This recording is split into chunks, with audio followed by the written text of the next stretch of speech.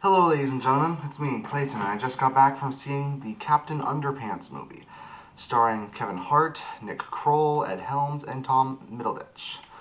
Now, when it comes to Captain Underpants, I'm actually a big fan of the Captain Underpants novels, as I was as a little kid. Yes, they're juvenile, and yes, they're filled with toilet humor, but they're charming and well written in their own way, where the toilet humor has smarter subtext if you actually pay attention to the novels and you don't just judge a book by its cover. I wish some schools would recognize that.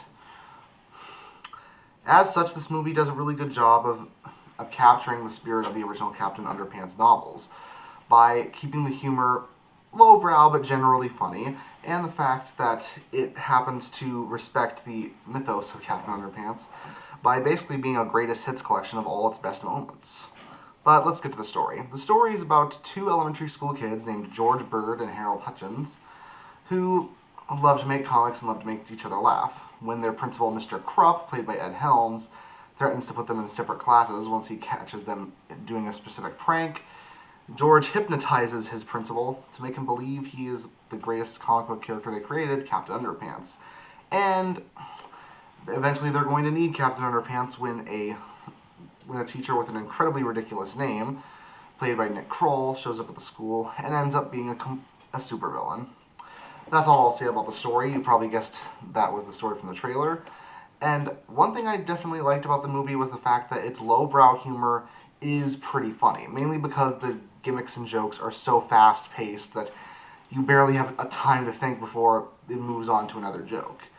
That seems to be a theme with a lot of movies that have jokes that wouldn't normally be funny but are funny. You go so fast with your jokes that it's just a rapid-fire set of comedy, where if one joke doesn't work, at least 5 more will. I like that.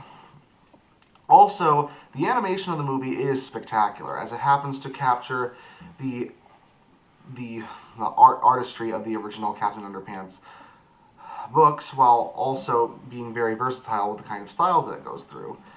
It has sock puppets included. Yes, there are sock puppets. Stop motion, 2D animation. There are a lot of different styles coming to this animation, but the 3D animation that is used throughout the majority of the film is almost as good as the Peanuts movie, in that it happens to faithfully recreate Dave Pilkey's illustration style, and it still looks very good for a modern animated movie. It just looks like a huge upgrade in that respect.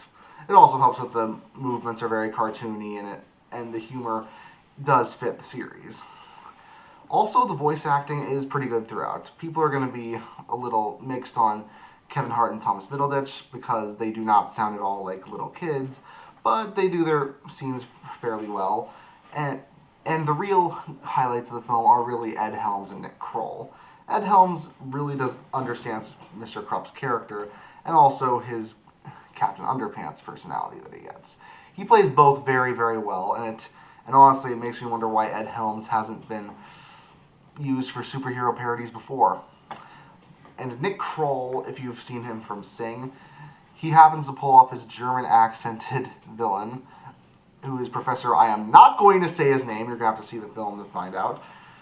He does a very good job. And it turns out even Jordan Peele plays Melvin Sneedley, who's the tattletaling nerd. And say what you will about Jordan Peele, the guy's got range. So the last thing I'll say about this movie is that despite its frequent toilet humor and very fast pace, it actually does have a positive message about friendship and acceptance that I didn't really expect, though Dave Pilkey always manages to put at least a few good messages in his books. Heck, he even referenced the fourth book as having a moral for the first time, so there's something. Say what you will about this movie overall, but it clearly respects the original intent of the author, and it does entertain little kids and those who are young at heart as well. If you're young at heart, you'll definitely enjoy it, but if you're just a curmudgeon, you definitely won't. For me, I enjoyed it, and it'll definitely be an animated film that I'll watch for in the future. I mean, just imagine if this movie manages to get an Academy Award nomination. Now that would be something. Probably won't, but a guy can dream, can't he? I give Captain Underpants an 8 out of 10. See you next time.